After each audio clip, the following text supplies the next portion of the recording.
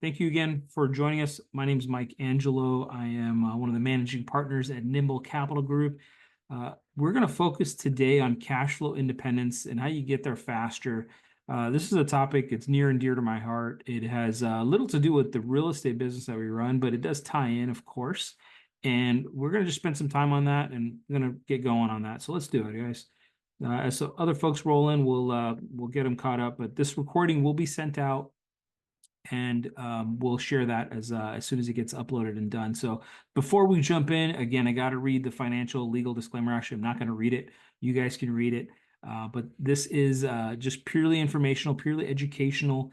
We are not one soliciting anything from you. We are also not providing any type of advice, financial, tax, legal, etc. This is purely educational, and all the data, the information is put together with the best of our knowledge. And again, just make sure you do your due diligence. And if you need advice, please find a professional, legal, tax, and or financial. So that's enough of the legal jargon. Let's get into the good stuff, guys. So a little bit about us. This is the agenda for this evening. I think we'll be able to do this in 30 minutes. I want to have an open session later on. If you guys find something that you want to ask a question about, you have two options. One, I would prefer the chat because I have that chat open here, and I can manage that or monitor that really quickly. But I'm going to run through who we are really quick. What is cash flow independence? Resources, because again, this is all about education. There's an abundance mindset here that there's so much information and so much wealth to be captured out there that I think everyone can do it. You got to have some discipline and some path and a plan, really, right? And then we'll go from there. So let's jump right in. So a little bit about us.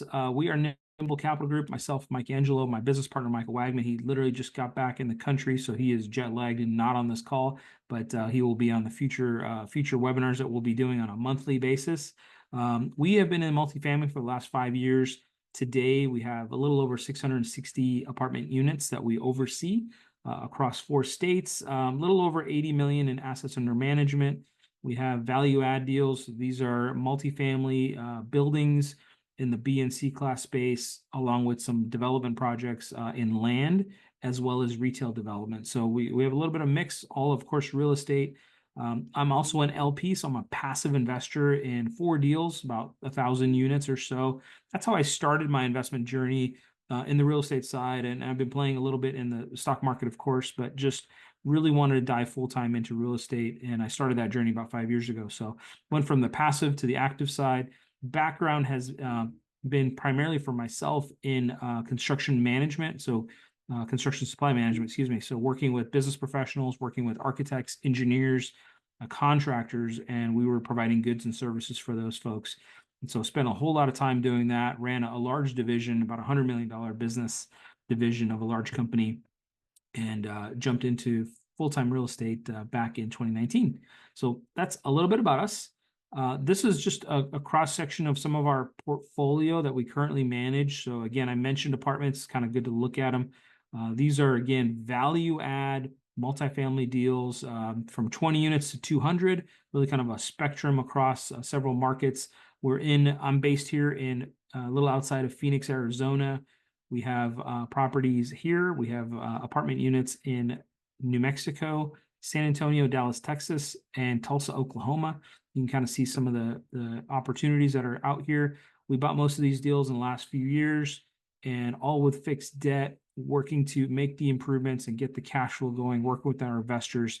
Today, we manage, as I mentioned, about 80 million in assets and about 20 million in equity that we oversee for our investors. So we act as a fiduciary for our investors, and we're really proud of where we are today. And we have a lot of work to do still, right? There's still projects that are moving. The market is pretty crazy.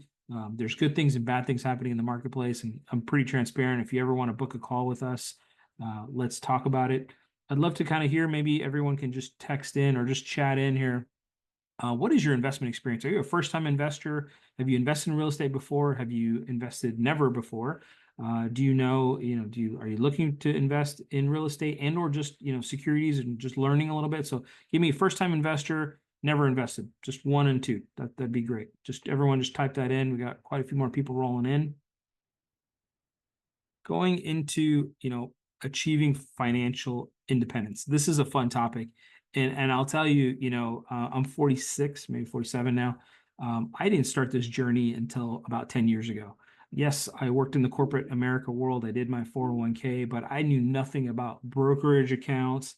I didn't even know the word financial independence. My education, my upbringing was really, my parents are from India. They worked really hard, got a degree, went to school, got a job, right? And you do that for 30, 40 years, and eventually you retire.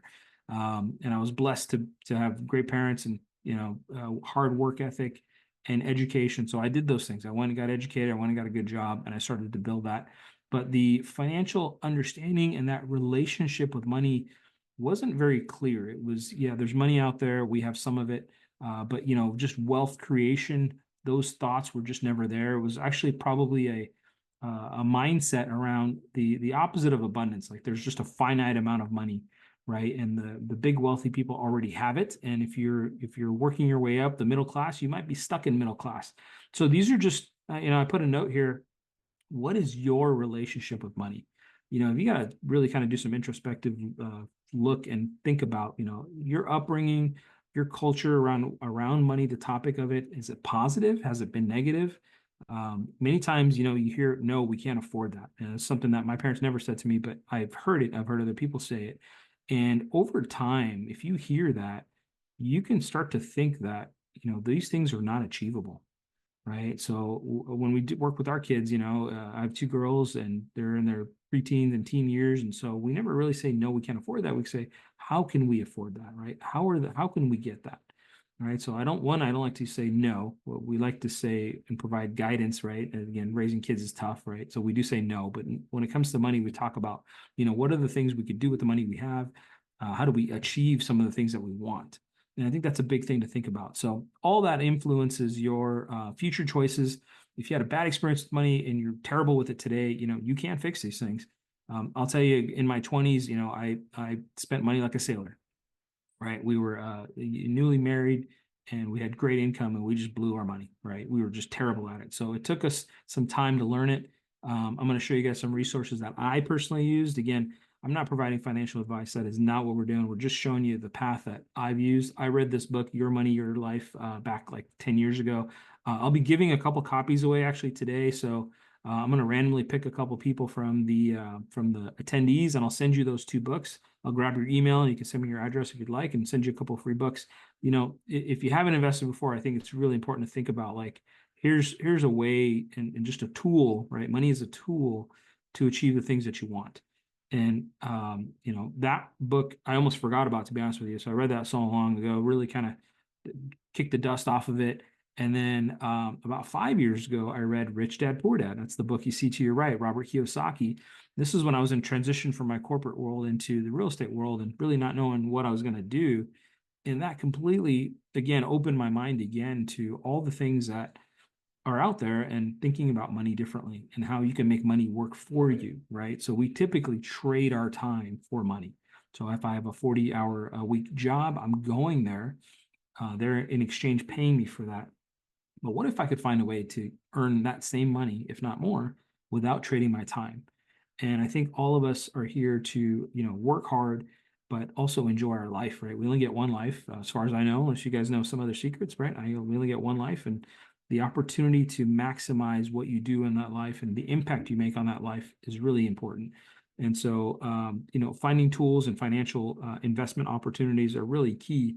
In our business in Nimble Capital, we were just a sliver of that in the real estate world. And really, excuse me, most people come to us later in the journey life. Excuse me one sec. And so I'm going to walk through a couple pieces of the things that I did, the things that you can just look at, right? So let's jump into the next slide here. So a couple things I want, again, these are some other resources. I think these are fantastic. If you're not doing podcasts, if you're not online looking for ways to get educated, these are some folks that I listen to. Dave Ramsey's been around. I think there's a love or hate him mentality, but if you know nothing about money, listen to Dave Ramsey. It's a great place to build a foundation. Is he right about everything? No. He's a no debt guy. We have lots of debt. We have lots of good debt, right? When we buy real estate, we're leveraging that, especially commercial real estate that produces cash flow. We're leveraging it. So heck yeah, we have debt. Our personal debt, yeah, we don't have that, right? So there's difference between consumer debt and commercial mortgages for large properties, right? You got to be able to leverage that. But Bigger Pockets, Choose FI, Mr. Money Mustache, Clark Howard, all these are great resources. If you're on YouTube, Graham Stephan is just one, but I would just tell you, Google 20 best financial people on YouTube, and you're going to find 20 people, and two may not be your choice, but whoever your flavor, right, is and what sounds good to you, what resonates, I think is the most important thing. So what works for me may not work for you. But I'm telling you, these things will change your life if you're not doing it already. If you're already successful and you're a multimillionaire, you're probably not on this call anyway. But if you're looking to learn and get educated and start the path, you can start, and the amount doesn't matter, right? Do you want to start to dabble in all of these pieces? And over time is going to be in your benefit. So again, I told you I'm in my mid 40s. I'm not sure how old you folks are on the call, but we got, I'm sure, a diverse group. If you're in your 20s, amazing that you're on this. If you're in your 40s or 50s like myself, great. It's not too late, right? You have time still, but the compound interest, the benefit of compound interest really works if you're in your younger. The younger you are, the more more beneficial you are. The older you are, you can still get started. You just need to start with bigger chunks, right? So we're going to talk about those chunks right now. But by the way, this is going to get sent out. So if you don't grab this, all good. I'll send that out to you. All right, let's get into this. So we're going to just do some math. The path to math is what I talk about it, right? So really one understanding, and I'm going to make this very, very boiler simple. If you don't have your finances in order, you should know what your expenses are monthly, annually. If you don't, get a spreadsheet, get a piece of paper, write it down, look at what your expenses are. You should know what your salary is. I'm using an example of someone making 120K a year. I think the median income in the U.S. is in like 60,000, but I'm using $120,000. That's upper blue collar type of employee making 10 grand a month, right? 120, 10 grand. So you could see in the green, we have the breakdown between gross and net. In between, I did put 401k. If you work for a large corporation, almost every company today offers some kind of 401k. I put 5% match. I don't know. That was my experience over the last 20 years. I worked for 3 companies. They all matched up to 5 to 6%. Seems like more and more companies are doing that. So if you have a corporate job and you are not investing and they offer a 401k and they have a match, that's free money. So I'm not a huge fan of 401ks, but if they're offering it, you better take it. So what I put here is $9,500 is your gross, but you're putting in $6,000 a year. That's 5%. So you can see the numbers on the right. So you put in 6,000, they put in 6,000. So if you don't know about 401ks, talk to your HR company, please. That's free money, right? And they can put that into, typically it's mutual funds. They're not always the best. They're a little expensive, but it's money that, it's going to be better than zero, right? So your net 6,800 per month. I like to look at per month because to me, it's the most digestible for most people, right? You might have annual costs like maybe insurance, car insurance sometimes, or taxes on your house, insurance on your house. But ideally, if you can boil those down to monthly numbers and make it much easier to digest. And so here's what I'm looking to do. I'm looking to understand what my expenses are. So I did a very generic $5,000 a month as an expense, probably average, could be higher, could be lower. Obviously, it's up to you. You do the math, right? But the difference is I make more than I spend. Now, if it's inversed and you're spending more than you make, you have a problem. And investing is not something we're not ready to talk about, right? We want to get to a point where you have a surplus of cash. And so if you're not there, it's all good. Where you got to work your way there. Listen to Dave Ramsey and he'll get you going. But I'm looking at taking your monthly annual expenses, projecting out 10, 20, 30 years, maybe 30 years is too long. Think about 10 years. Are you going to need more or less than what you need to live on, right? So if I'm spending 5K today and maybe I don't have a house yet, but I'm going to buy a house. So maybe it's going to be 6 or 7K a month that I need to live on. I'm going to start to work to be able to find a way to replace my job, right? I'm making 6,800 today in my job. How can I replace that with investing? That's really the purpose of today's call, right? Or today's webinar. I'm going to use a conservative 5 to 6% return rate. That's the draw rate, right? So I'm going to draw 5 or 6%. Yes, the market pays 2, 3, 4, up to 20, right? Today, the SPY, if you follow the S&P 500, the average is 11 over 30 years, but it's been paying in that 20 plus range the last 5 to 7 years. So we can't bank on that, but I'm going to show you some powerful, powerful charts that will just blow you away if you're not aware. And so what I showed you guys here is, let me get back to this, $6,800 in revenue, in income, excuse me. Expenses are 5,000. So you have a delta, right? A difference of $1,800. Now, what do you do with that $1,800? Well, first thing is you better pay off your consumer debt. Don't have consumer debt. Some people think, hey, you know what? I have just a credit card debt, no big deal. But your credit card company is charging you 18 or 20%, right? They're making 18 or 20% on that money. So if you think, hey, I can make 5 over here, but I'm going to spend 18 over here, that's just backwards. Pay off that stuff. Get rid of that. What's good debt? A mortgage is good debt. Some will argue it's not, but it's up to you. We won't get into that conversation. But pay off your consumer debt. The next step is with this $1,800, I'm going to build myself a 3 to 6 month emergency fund. If you don't know, I'm following Dave Ramsey's method here. Pay off consumer debt, build a 3 month, minimum 3 months, 6 month is ideal. That's $15,000 to $30,000. You just have sitting in your bank account. Rainy day fund, something goes wrong, you lose your job. You have 3 months to 6 months to live on with zero income. Okay. Now, today, most people can hustle and go get a job in a couple of weeks, right? But you want to be able to have that and not worry. Once you have that money, you just let it park. Because guess what? Stuff happens. Cars break. Sometimes people pass away. Like a funeral is $10,000, right? These are terrible things to think about, but you got to have that money available. Step 3 is investing. So we're going to fast forward to step 3 because all these are basic steps, right? Let's get to step 3. So again, remember that number, $1,800 a month is my cash flow. And that's based on what I'm making today. I didn't factor in a raise. I didn't factor in a promotion. Those are all things that should help you grow this number, right? So we're using very, very basic numbers. And so here's a breakdown here on the options. Now, there's a lot of options. You guys will see on your right-hand side, there's a lot of things you can invest in. You can just park your money in savings. To me, unless you're earning a high yield savings account or 4 or 5%, you are losing your buying power, right?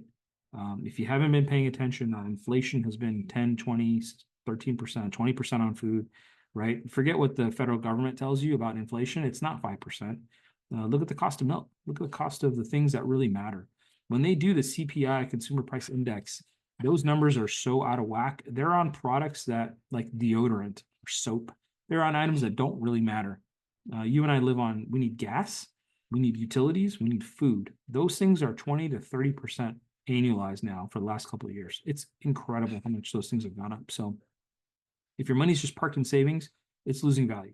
Now, I'm not talking about your emergency fund. I'm talking about extra money on top of that, right? You got to have quick liquid access to that.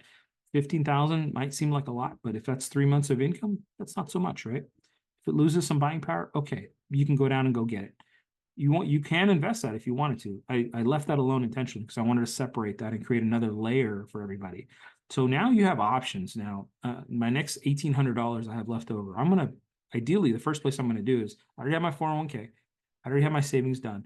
I'm going to open a Roth IRA, right? The younger you are, the better the Roth IRA will work for you. But there are income limits. So again, I used 120K a year. But if your modified adjusted gross income is under 146,000 as a single person, or I think it's 230 as a married filing jointly, you can contribute $7,000 a year. This is post-tax money, right? So you take your 1,800 that you have per month. The maximum you can invest of that is $580. $580 a month is all you can put in, maximum for you. That leaves you $1,000 to put in a brokerage account, and then $250 remaining for whatever you want. You can put it in more into a brokerage, less into a brokerage, but I just kept it simple. I put $1,000 into a brokerage account and something in a Roth. Now, you can open that at Vanguard, Schwab, Fidelity, you name it. I use Vanguard. It doesn't matter. They're all the same. A Roth IRA, though, if you don't know what a Roth is, you're putting in post-tax money. So this is money you've already paid taxes on. You invest that. And now that grows. All of your growth is tax-free. And you're going to see a chart here where the majority of your income and the majority of your growth is non-taxable. Now, you have to be 55 and start to draw that money out. But if you do that before, you have a penalty. But if you wait and let that money grow, you will pay 0 taxes on the growth. And the goal is the sooner you start, the more your growth will be, the less your principal will be, right? So if principal is your money, you already pay taxes on it, but the growth is key. In your 401k, that is pre-tax money, meaning you will pay taxes when you pull it out. In a traditional IRA, which I'm not against, I love those as well, you will also pay taxes. I focused on a brokerage account because I wanted to create passive income today. I'm not looking to be 55 or 65 yet, right? I have 10, 15 years. So what do I do in the meantime? So I want to have money in a brokerage account. Yes, I'll pay taxes on it, but that growth is going to be equivalent, but I'll have to pay taxes. So I'm going to put as much as I can in my Roth. There's other ways. If you talk to a financial advisor, something called a backdoor IRA, backdoor Roth. Too much in the weeds to get into, but some interesting things to be able to ideally save on taxes. And that's really the end of the big thing is how can we lower our taxable rate, right? If you make 2, 3, 400,000 a year, you're getting hammered on taxes. So the goal is to reduce that as much as possible. Putting money in your 401k is one way. Putting money in a traditional IRA is another way. So you start to lower that because again, traditional is pre-tax. I didn't put it on here, but an HSA, a health savings account, you can put a ton of money in that. I think it's 10,000 a year. I don't know the exact number, and every company is a little different, but you can put pre-tax money in an HSA and use that for health costs. Many times those offer 5 to 6% interest rate, so you're earning money on it. It's tax-free money, or it's pre-tax money, but when you go to use it, you're not paying taxes on it. So it's a great way. It's an alternative way to reduce your average gross income. That's the key. Reduce your average gross income because that's the percentage they tax you on. So it's great stuff. At the end of the day, all of this I'm talking about, you need to automate. Okay. Fidelity lets you do it. You can automatically create these monthly transfers, whether it's weekly, biweekly, monthly, whatever, automate it so that you don't think about it. Right. If you have to do something, you will sabotage yourself. I sabotage myself all the time. Hey, I'm gonna save that $1,000 and go buy something because my wife wants something or whatever. Right. That is the number one way to sabotage your long-term path. So your future you will be mad at you today for not doing these things, right? And again, I think I would say I lost 10 years of being stupid and not financially responsible in my 20s because I just didn't know. I didn't know. Nobody was doing these webinars. YouTube didn't exist, right? So today you can go on and learn all this stuff. I'm not an expert by any means, but I love talking about this now because you can see the power of it. So let's talk about that. Let's show you some charts. This is the exciting stuff. So this is from NerdWallet, and I'm gonna hop out of this presentation and show you live. But this is from NerdWallet. It's a free website. You go on, and I'm putting in $1,000 here to start. And here's my $2,500 a month. Now I combined the Roth IRA, the 401k, and my brokerage account. I put them together, but just to show you some math. Okay. Monthly, I'm contributing $2,500. 15 years of growth. Okay. Only earning about 10%. Now, some of you might say 10%. That's really aggressive. If you follow the S&P 500, it's been producing 10% plus, right? If you picked certain funds, you're doing much better. And if you're picking bonds or something like that, you're doing less. Your 401ks typically are producing about 8 to 10%. What most people don't know is by the time they pull that money out, the 401k managers are charging 2, 3, 4%. And so you net 5 or 6. So very often, most people don't do that well in their 401k, but they do pretty well in their brokerage, even if they're buying the same mutual fund or ETF. So this is one way I want to just show you conservatively. You do this for 15 years, $2,500. There's a very high probability you'll be a millionaire. Right now, $1 million doesn't get you that much anymore, but having a net worth of $1 million doesn't suck. And if you start to draw on that money, right? If you just take $1 million and say, hey, if I'm earning an average of 10% per year, what could I draw on that $1 million? If that money was available to me and I didn't have any penalties, right? And let's just say I wanted to draw 6% a year. 6% a year is $60,000 annually. It's $5,000 a month. Wow. Hey, that's my expenses today. Now I got to pay taxes, so I'm going to net a little bit less, but just think about that, right? I have $1 million access. I start to just draw 6%. I'm earning 10. So my balance doesn't change. My balance should continue to grow at 3 or 4% a year. Now you're going to have years where you make 20 and you're going to have years where you make 5, right? We've had a hell of a run the last few years, but you may not be the next few years, but it'll come back. On average, it does do pretty well. So this is a great way to just, again, visualize where you want to be. And I'll zoom out here. Let me just hop out of here real quick. See if this lets me do that. Yep. All right, perfect. So again, if you're not in NerdWallet, oh wow, hopefully you guys have been hearing me this whole time.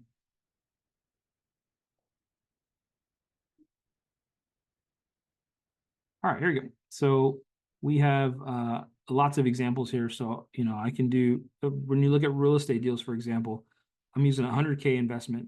I'm not contributing anymore. It's my initial deposit. Annually, typically 5 years, we typically see 16 to 18% estimated return. So I should see about a 2x, right? My 100 turns into 200 in 5 years.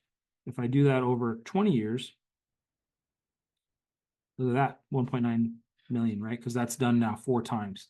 So these are just great tools. Nerd Wallet, I would just go back and invest in those and take a look. Okay, perfect. All right, awesome. Just double checking. Again, if you guys have questions on this, please let me know.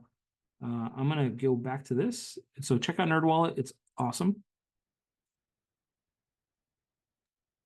All right, presents. There you go.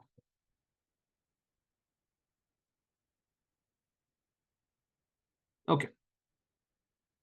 Sorry, that takes a little bit of time and my computer's a little slow sometimes. So this is the path to math here. I showed you guys the conservative 10%. These two charts are using the ETF SPY, which is follows the S&P 500. Just Google it if you don't know, but it has done phenomenal. And again, past performance is not an indicator of future, right? Gonna read the disclaimer there, but it's incredible. If you just took that $580 per month, $7,000 annually, and you did that over 10 years, you would have $120,000 in ballpark value with only 70 of that in principal. So it's a pretty nice growth, right? If I go over here to my brokerage account, right? Remember we said 580 goes into Roth, 1,000 goes into my 401k, and 1,000 goes into this brokerage account. The reason I choose brokerage account again, it's the most accessible because it's liquid whenever I need it, and I like to be able to have that. So again, $1,000 a month SPY following that, 220 in value, 120 in principal. So there's 80K in growth. Now I am going to pay taxes on that, right? I'm going to pay taxes on my Roth if I pull it out before 55, but again, this is just 10 years. Now, when you hit 15 years and 20 years, you really start to see the benefit of compound growth. It is unbelievable. Now, why the heck is Mike just talking about stocks? Well, it's the most accessible to everybody. It is just something that I think most people need to be able to be aware of, at least. And it's the baseline to me for wealth. It's also diversification, right? I'm a real estate guy. I moved a lot of my money out of the stock market into real estate so I could start my business and start to invest. There's incredible benefits to real estate, and I'll dabble a little bit on that. But I want to start here because this is accessible to everybody, and you don't need 50 to 100,000 to start, right? In most real estate deals, you're going to need a lot of capital to start. So this is the tool to start. So then you jump into a real estate deal later. So congratulations, you're $1 million. You're a millionaire now. I want to show this. This is still using SPY, but this is all $2,580. So this is your 401k, this is your Roth, and this is your brokerage account over a 10-year span, right? Very aggressive. Again, following what it's done, right? It's incredible. 1.4 million. I showed you a million on the other side, earning 10. This is 1.4. It is substantially more, but it is incredible what it can do, right? And so, yes, the returns may not be as good, but won't be that bad. It could be, if you made a million instead of 1,000,004, I don't think anyone's going to complain. And again, that's only choosing one ETF. And so this is not an individual stock. If I was buying Apple or Nvidia, these numbers would be through the roof, right? To me, those are too high risk for those that are not that sophisticated. I'm not. I own a little bit of that stuff, but I like to park it in no-brainer type of S&P. I do follow some technology stocks like VOO. It's an ETF. Vanguard follows tech stocks. You can do that. It's just very, very basic. Park it. And the nice thing is the minimums are great. They're a few $100s a share. And so you are buying like a stock, but it's a piece of all of these funds or all of these individual stocks. And so that's a great way to just, again, build wealth. Let me get into this next slide. So you've gotten your $1 million. We're going to diversify into alternative here now. Because now you have a baseline, right? Ideally, 10 years have passed, maybe 5 years have passed.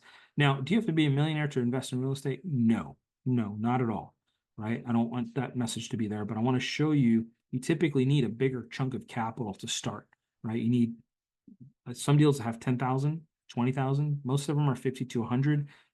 The bigger, more juicy deals typically want 100 to 200K. So if you're looking to have 200K liquid, you likely have more than $1 million somewhere else in other things, right? That's why I bring that up. But a great place to dabble is this chart that I put together. There's passive and active real estate investing. So if you look on the very far right, mutual funds, real estate mutual funds, they're out there, very low, no experience, just like an ETF or just like another mutual fund. Just put some money in it, buy the dollars per share, and it'll go out and buy real estate companies or public companies that buy real estate, and you'll get a piece of that. The next piece is individual REITs, so real estate investment trusts. It's kind of one step above. Now you're a little bit more granular. You might own now shares of 5 or 6 properties, or maybe 1 or 2 properties. Depends on how the trusts work. So now you're dabbling a little bit more, but you're really hands off. You're putting 25K, maybe it's just 1,000. Sometimes like Yield Street or Crowd Street or crowdfunding sites where you pool your money together, right? That's online crowdfunding. Those can help get you to specific assets, and you get a decent cash on cash, maybe 5 to 7%. Just really depends. You don't typically get the tax benefits. And then you move over a little more left towards this red dotted line here, and then you hit syndications. Well, that's where we come in at Nimble Capital. So what we do is we pool funds together with investors like yourself, and we'll go buy a specific asset. So we're buying one large apartment complex or an office building or whatever it may be. Today, we're primarily in multifamily. So we're buying an apartment complex in a specific state. We've already vetted it. We'll send you a deck. You'll see all the information. You make your decision if you want to jump into the deal with us. You will have ownership shares or security in that asset, and you're not responsible for the debt. You're not responsible for anything other than your investment. In return, you have the majority of the cash flow percentage, and you get a nice equity check. And I'll show you guys some examples here, but we typically like to target 18 to 20% overall return. And I'll show you an example of what that looks like here. But it's another way to diversify with what the stock market may or may not be doing, right? Typically, we're arguing against the stock market, and I just spent the last 30 minutes talking about how great it is, and I think it is a great wealth building tool. Might be better than real estate, depending on when the market cycle is, right? Right now, things are doing phenomenal in the stock market, and they're doing terrible in real estate. Doesn't mean it's terrible everywhere or specific deals, but in general, values are down, right? But it's still a great physical asset to own. Once you cross this dotted line, right? So you go from passive to active, your returns could be higher, but your risk is higher too. So if you're a business professional, that's usually who we like talking to. You're a business professional, you're doing good work. You may not have time to go manage that one rental. And this is the argument we always make with, we always hear, hey, I'm just going to go buy a rental property, right? I'm going to go buy another single family home. And with the values, even though they've dropped a little bit, they're still pretty high. It's very difficult to get a single family home to cash flow today, unless you're buying in, no offense to anybody from Indiana or Ohio, but you're still able to buy properties there for under 100K and get it to cash flow. Most properties are I think the median value of a home is 486,000 today across the country. And so putting a good mortgage in place after 20%, you're going to break even or maybe make a few $100s a month at best. You could use that same capital, that same 20%, put it into a real estate deal like ours and earn 5, 6, 7% with tax shelter and do nothing, right? So just a couple different ways to show you what it is. I use an example here. If he has a 100K investment, the goal is for it to double every 5 to 7 years. Is it on the clock at 5? No. Is it on the clock at 7? Somewhere in between. Could it be terrible for the first few years and then go really well? Or it could be the other way around. Real estate does do this, but we like to buy cash flowing assets. And so the goal is for it to cash flow and do well, right? The average payout, 6%. Doesn't sound like that much. 6,000 a year on your 100K. That's your cash flow. That doubles, right? Every 5 to 7 years. Now it's 12,000 annually, and then it keeps going. So if you can think about, 100 to 200 to 400, yes, it might take 15 to 20 years, but this is on top of or in addition to other things you're doing. And so this starts to become a way to build different channels, different streams of income. And the beauty is most of the real estate returns are tax sheltered. So you have something called depreciation in your favor that will allow you to not have to pay taxes on these gains. I'm going to show you a breakdown here. Let me make sure there's no questions in the chat. Guys, if you have questions, please chime in. Oh, cool. Thanks, Mark. All right. So here's an example, right? 5 to 7 year example of a multifamily project. There's an apartment complex, beautiful looking building here on the right. And I just used 100K. I'm using 100, 200, and 400. You would earn that same 6% annually for 5 years. That's $30,000. Then we're going to sell that property and you'll earn your 100K position is equal to about 70,000 in equity. So 30,000 plus 70,000 is 100 plus your original 100 back. That's 200, right? If you did that every 5 years, 200, 400, 800, 1.2, right? 800 turns into 1.6. Then it really starts to get fun. So that's how you start to scale over time, right? None of this is a get rich quick scheme at all, right? This is slow, and physical assets, typically cash producing assets, will appreciate over time. And so you're going to get the benefit of cash flow and equity together, right? The stock market is typically going to pay. Some do pay dividends, so don't hear me saying that.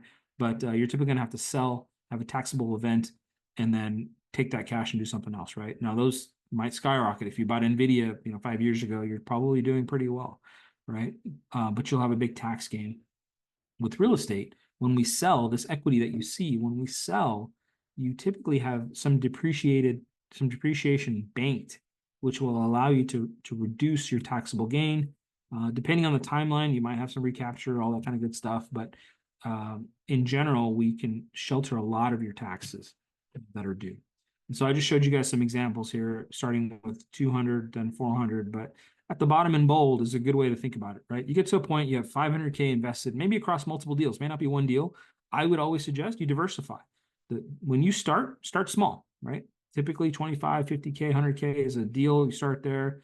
And then you like that operator, you like that deal, you start to do another one. Maybe you find another operator in another market that you like, right? You have to kind of feel what makes sense for you. And I would always have a call scheduled with the operator, whether it's live in person, obviously always best, over Zoom, over the phone, multiple times. Feel good about what they're saying, how they're saying it, because I can make a presentation look amazing, and so can everybody else. So numbers on a page mean nothing. What you're betting on is the jockey, not the horse, if you guys have heard that, right? In a horse race, is it the horse or the jockey? You're betting on the jockey and their ability to execute, their experience.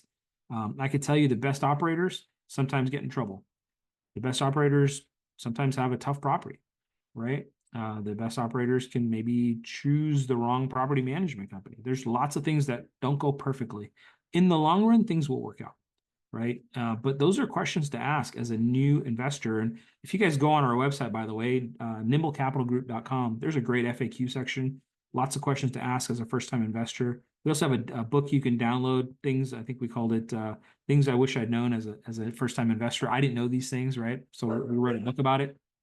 But here's an example here, 500K, thanks that same 6%, that would be about $30,000 per year in cash flow, or $2,500 a month. Now that 2,500 will likely be sheltered, like I mentioned. So that's a distribution. 2,500 equals 3,300 in gross income. So if you had a job paying you 40K a year, that's $3,300 a month, right? That's the same equivalent, right, as $2,500 net, using, I think it's 22% taxes. So if you could earn that 2,500 on one set of deals, and then 5 years later you do another 500K, now you have $1 million invested. You're earning $5,000. You have just replaced that expense piece I talked about at the very beginning, your 5K a year. Now it's been 15, 20 years. Your expenses might be more, obviously. Inflation's kicked in. All those things have happened, but you've slowly chipped away at it. And you've done this without your primary occupation. That's the key, is an alternative way to get to your financial independence, which, I kind of skipped through FI, financial independence, or financial independence, retired early, FIRE. those movements really talked about finding ways to produce income away from your primary occupation. Now, if you love your job, fantastic. That's the best way to wealth building, right? The best way to long-term wealth is through your primary occupation. But using those funds responsibly in ways and tools like this will ensure when you hit 55, 60, or maybe 35, like some of these guys. I think Graham Stephan retired at 26, right? I'm not him, but he's a multimillionaire today. And he followed, he focused only on real estate. But there's lots of people out there, lots of success stories. And I think it's important that you look at these, you get educated, and I'm going to open it up to some questions. So if you guys have questions, you want to type it into the chat, let's do it, because that's really the end of the presentation. I was trying to keep it quick, and I did it in 40 minutes. So what do we got? Anybody? Going once, going twice? We have quite a few people on the call. Let me see if I can find the Q&A section here.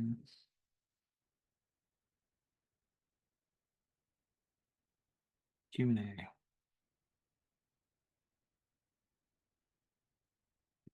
I would type it in the chat if you can.